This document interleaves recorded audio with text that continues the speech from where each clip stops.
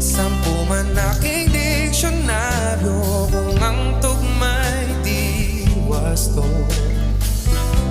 Basta't isipin di magbabago, damdamin ko sa iyo.